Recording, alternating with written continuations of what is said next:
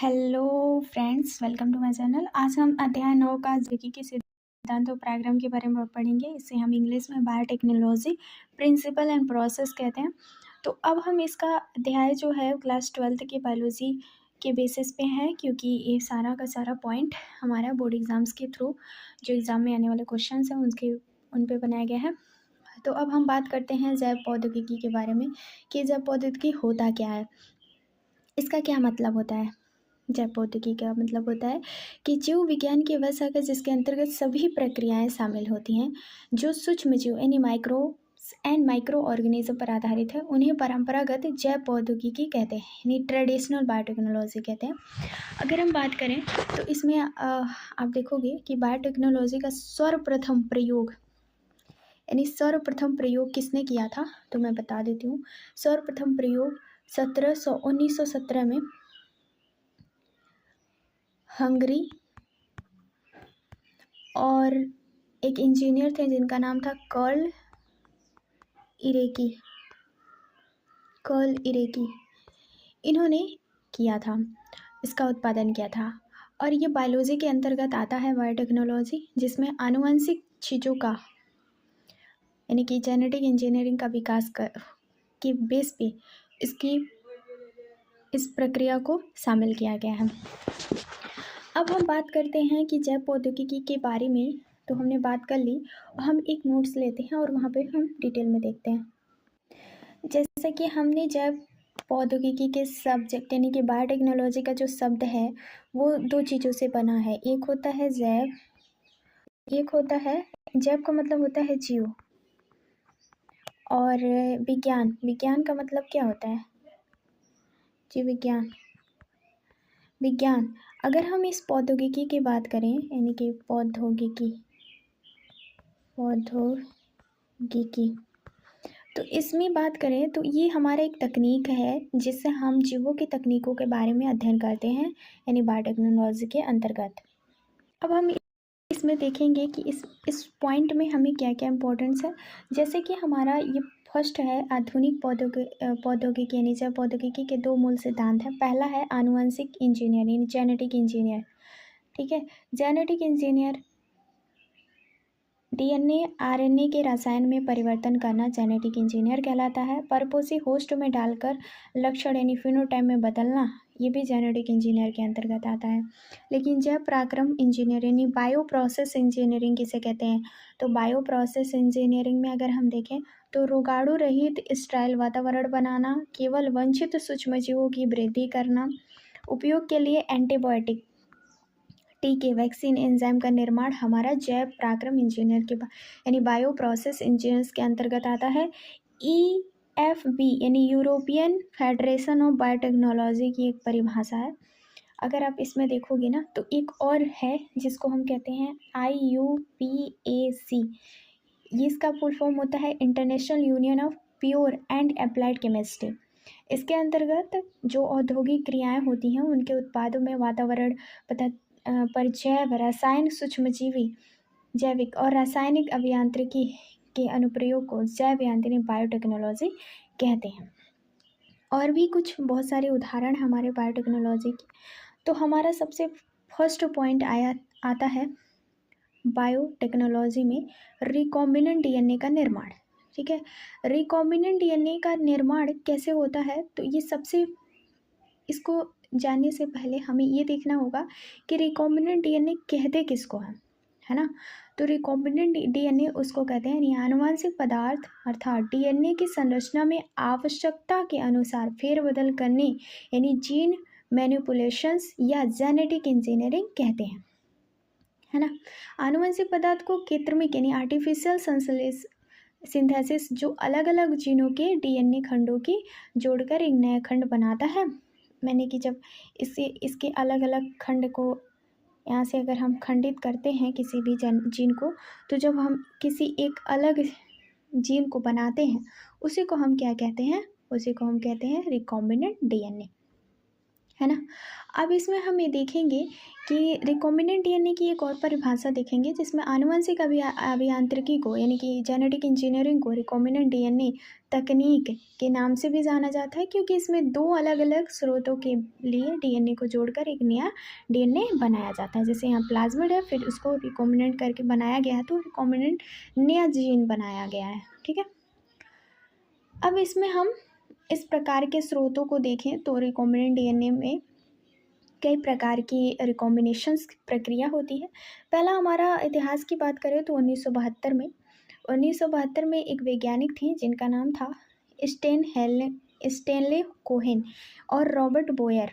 इन्होंने सर्वप्रथम इस रिकॉम्बिनेंट डीएनए को प्रतिपादित यानी कि आविष्कार किया था, और सॉल्मोनेला टाइफेरियम में यानी टाइफेरियम के प्लाज्मिड में प्रतिजैविक प्रतिरोधी जीन एंटीबायोटिक रेजिस्टेंट जीन को जोड़ा था, है ना। कब? 1972 में। और इसको ये प्लाज्मिड लिया गया। प्लाज्मिड लेने के बाद इसका एंटीबायोटिक जीन जो ये हमें रिकॉम्बिनेंट डीएनए में जोड़ना होता है, तो यहाँ पे हमने नया एक जीन नए डीएनए बनाए, तो इसको ही रिकॉम्बिनेंट डीएनए कहते हैं। आधुनिक बायोटेक्नोलॉजी की नींव यही रखता है। अगर हम इसकी बात करें प्रतिबंध यानी कि मॉलिकुलर सीजर्स की बात करें, तो मॉलिकुलर सीजर्स हमारा ये होता है। मॉलिकुलर सीजर्स क्या होते हैं? तो मॉलिकुलर सीजर्स यदि अगर हम बात करें तो इसको हम रिस्ट्रिक्शन एंडोन्यूक्लियर एंजाइम्स कहते हैं मॉलिकुलर सीजर्स को। तो ये क्या करता है, ये हमारे जो मुख्य एंजाइम है जीवाणु द्वारा वायरल डीएनए को आत्मरक्षा के लिए बनाए जाते हैं, और ये क्या करता है कि हमारे जो विशिष्ट नाइट्रोजन क्षारक हैं उनके पहचानने का कार्य करता है, और डीएनए के दो वलयों में यानी 5 to 3 यानी कि 5 to 3 बेस पे काटता है। अगर हम इसमें देखें तो 1963 में ई कोलाई में बैक्टीरियोफेज की वृद्धि रोकने वाले दो एंजाइम मिले थे। डीएनए में मिथाइल समूह को जोड़ता है, डीएनए को काटता कौन है? Restriction एंडोन्यूक्लियोसिस enzyme. डीएनए में जो मिथाइल समूह होता है वो समूह को जोड़ता है। ठीक है, इसमें दो प्रकार के अगर हम देखें तो ये होता है एंडोन्यूक्लियोसिस, सिरों में न्यूक्लियोटाइड्स हटाते हैं, एंडोन्यूक्लियोसिस के बीच में विशिष्ट स्थलों पर काटते हैं। हिंड सेकेंड प्रथम खोजा गया एंजाइम है। हिंड सेकेंड प्रथम खोजा गया एंजाइम है, और आपको बता दें हिंड सेकेंड एंजाइम है जिसे पहली बार खोजा गया था। और उसके बाद हमारा आता है एंजाइम नामकरण और क्रिया। तो हमारा इकोराई के बेस पे देखें तो ई का मतलब होता है स्केरिकिया यानी जीनस, इसका वंश है। कोलाई मतलब स्पीसीज कोलाई से है। RY30 प्रभेद यानी स्ट्रेन से है। आई खोजने का क्रम है। पैलिंड्रोम आगे से पीछे पढ़ने का समान होता है, जैसे मलयालम को अगर हम आगे से पीछे पढ़ेंगे तो ये सेम होगा। तो हमारा इसमें कोड बना है 5 to 3 कोड की बात करें तो अगर हम जी और ए के बीच कट करते हैं डीएनए का, तो उसके बाद ए और जी के बीच भी कट हो जाएगा यहाँ से 5 to 3, जैसे कि ए यहाँ से गया है और फिर ये यहाँ से आएगा। ठीक है, चिपचिपे सिरे स्टिक एंड पर। उसके बाद हम बात करते हैं खंडों का पृथक्करण यानी जेल इलेक्ट्रोफोरेसिस। इसका सिद्धांत क्या है? डीएनए ऋणात्मक नेगेटिव अवशेषित होता है, एनोड प्लस की तरफ गति करता है। माध्यम एगारोज जेल समुद्री घास से प्राप्त होता है। परिणाम क्या है? छोटे टुकड़े दूर तक जाते हैं, बड़े टुकड़े पीछे रह जाते हैं।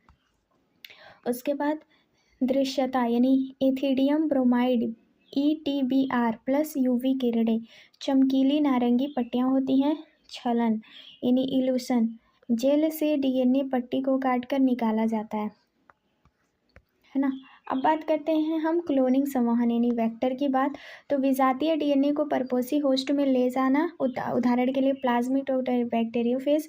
आवश्यक विशेषता क्या होता है?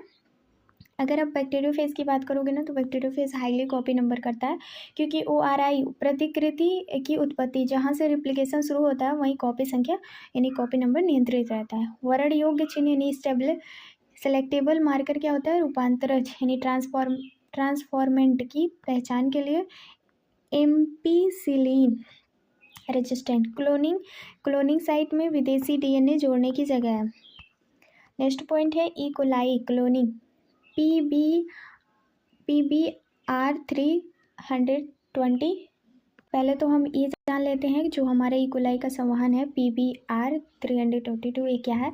तो MP पेनिसिलिन और टेक्लिन प्रतिरोध जीन होते हैं जिन्हें प्लाज्मिड की सकारात्मक और नकारात्मक चयन के लिए काम किया जाता है, यानी ये सिलेक्शन क्या करता है। उसके बाद अगर हम इसमें देखें, ये वाला जो बना हुआ है इसमें क्या कहा गया है कि PBR 322 तथा PBR 327 इस संवाहक होते हैं। प्राकृतिक रूप से मिलने वाले क्लोनिंग संवाहकों में एक आदर्श संवाहक के सभी गुण उपस्थित नहीं होते। अंतः संवाहकों में वांछनीय DNA खंडों को जोड़कर एक आदर्श संवहन प्राप्त किया जाता है। अगर एक आदर्श संवहन प्राप्त करेंगे तो प्राकृतिक इस इस्केरिकिया कोलाई, जो इस्केरिकिया कोलाई है, वो प्लाज्मिड में PBR 322 बनाया गया है। और इस संवहन में दो प्रमुख एंटीबायोटिक होते हैं। पहला होता है टेट्रा यानी कि टेट्रासाइक्लिन और दूसरा होता है एम्फिसिलिन। दो प्रकार का इसमें आपका एंटीबायोटिक है और ये प्रतिरोध क्षमता को बढ़ाता है। इस संवहन में 1427 से लेके 2516 बेस पेयर यानी BP बेस पेयर न्यूक्लियोटाइड श्रृंखला का विलोपन यानी डिलेशन होता है करके PBR जो 27 है 327 संवहन को प्राप्त किया जाता है। ये दोनों संवहन ऐसे प्लाज्मिड होते हैं, ऐसे प्लाज्मिड संवाहक हैं जिन्हें सर्वाधिक प्रयोग किया जाता है। और यहाँ पे P का अर्थ होता है, यानी कि P का क्या अर्थ होता है, जो आपका यहाँ पे P है इसका क्या अर्थ होता है। P का अर्थ होता है प्लाज्मिड। BR यह उन वैज्ञानिकों के नाम के अक्षर हैं, यानी प्रथम अक्षर हैं, जिन्होंने इसे बनाया था। यानी कि BR का मतलब होता है बॉलीवर। क्या नाम होता है? बॉलीवर। और R का मतलब होता है रोड्रीगेज, यानी बॉलीवर और रोड्रीगेज के नाम पे इसका नाम रखा गया है, जिन्होंने इसे बनाया था। और इसमें 40 से भी अधिक पहचान स्थल पाए जाते हैं। अगर हम इसमें बात करें तो इसमें कुल PBR 322 में कुल 4361 क्षारक युग्म बेस पेयर उपस्थित होते हैं इन सभी में। ठीक है। AMPR टेट्रा जैविक प्रतिरोध जीन सेलेक्टेबल मार्कर है। ROP प्लाज्मिड की प्रतिकृति प्रोटीन का कोड करता है। नेक्स्ट है हमारा सिलेक्शन ऑफ रिकॉम्बिनेशन। अगर हम प्रतिजैविक इंजर्शनल इनएक्टिवेशंस की बात करें तो ये विदेशी DNA को टेट्रा जीन BHI से जोड़ा जाता है, फिर टेट्रा R निष्क्रिय हो जाता है, फिर पुनर्योजन यानी रिकॉम्बिनेंट बैक्टीरिया टेट्रासाइक्लिन में मर जाएगा। नीला सफ़ेद स्क्रीनिंग, अगर हम इसमें देखें तो एंजाइम जो बीटा ग्लैक्टोसाइडेज होते हैं वो रिकॉम्बिनेंट एंजाइम नहीं बनाता है। जैसे कि बनाने के बाद क्या होता है, सफ़ेद कॉलोनी बना लेता है, नॉन रिकॉम्बिनेंट नीला बनाएगा, तो सफ़ेद क्या होता है, सफल हो जाता है, यानी रिकॉम्बिनेशंस कर लेता है। अगर हम इसमें बात करें, अगर हम पौधों की बात करते हैं, पौधों में तो पौधे और जंतुओं के लिए संवहन क्या होते हैं। पौधे के लिए एग्रोबैक्टीरियम ट्यूमर फेसिस, इसे नेचुरल जेनेटिक इंजीनियर कहते हैं। TI प्लाज्मिड सामान्य कोशिकाओं में ट्यूमर में बदल देता है और ये हानिकारक जीन हटाकर वांछित जीन जोड़ देता है। TI का मतलब होता है ट्यूमर इंड्यूसिंग। और जंतुओं के लिए रेट्रोवायरस होता है, सामान्य कोशिका कैंसर कोशिका में बदल देता है, उन्हें डिसआर्मड करके जीन टैक्सी बनाया जाता है। नेक्स्ट पॉइंट है सक्षम परपोषी कंपटेंस होस्ट। कंपटेंस होस्ट की बात करें तो यहाँ पे जो हमारे रिकॉम्बिनेंट DNA के बनने के बाद इसे सक्षम जीवाणु पादप और जंतु कोशिका में स्थानांतरित करके DNA को हाइड्रोफिलिक अणु में जाता है और लिपिड बाइलेयर और हाइड्रोफोबिक कोशिका कला को पार नहीं किया जाता है। जैसे कि अगर हम देखें हाइड्रोफिलिक है तो डीएनए जलरागी यानी हाइड्रोफिलिक है, झिल्ली में नहीं गुजर सकता, है ना। अभी हम क्या कह रहे हैं कि जो जलरोधी होता है वो कोशिका कला के पार नहीं जा सकता, क्योंकि जो बैक्टीरिया होता है ना, बैक्टीरिया कोशिका को अपचरित करके इसमें काइमेरिक डीएनए यानी कि काइमेरिक डीएनए बैक्टीरिया कोशिका को अपचरित करके काइमेरिक डीएनए अर्थात जो रिकॉम्बिनेंट डीएनए को ग्रहण करने में समर्थ होती है, उस रिकॉम्बिनेंट डीएनए अणुओं में प्रोकैरियोटिक पोषक कोशिका एस्केरिकिया कोलाई बैसिलस सबलिटस ईस्ट कोशिका में प्रविष्ट करने के लिए विभिन्न तकनीकों का प्रयोग करते हैं। इसमें हमारा जो है केमिकल संयोजी धनात्मक कैल्शियम को और फिर हीट शॉक बर्फ को 42 सेल्सियस ताप पर सूक्ष्म यानी माइक्रो इंजेक्शन को जंतुओं के केंद्रक में सीधा इंजेक्ट किया जाता है। फिर उसके बाद बायोलिस्टिक सोने टंगस्टन के कणों में बम्बारी पौधे के लिए किया जाता है ना। अब बात करते हैं हम डीएनए को पृथक्करण करना। डीएनए का पृथक्करण और काटना कैसे कहते हैं, तो हम जब इसको काटेंगे और पृथक्करण करेंगे तो हमारी जो प्रक्रिया होगी वो क्या होगी। उसके बाद हमारा डीएनए पृथक्करण की बात करें तो कोशिका को तोड़ना इसलिए क्या करता है, जीवाणु लाइसोजाइम होता है, और पादप कोशिका में सेलुलोज होता है, और कवक में काइटिनेज होता है।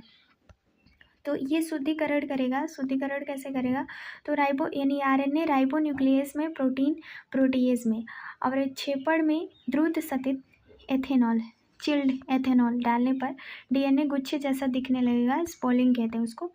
पीसीआर पॉली श्रृंखला अभिक्रिया, जीन की करोड़ों कॉपी बनाना, एम्प्लीफिकेशन करना, ये वाला प्रोसेस। और साइकिल इसका क्या होता है, डेंट्रेशंस में 94 सेल्सियस पर दोनों रजकों को अलग कर देता है, यानी कि यहाँ पे अलग हो गया।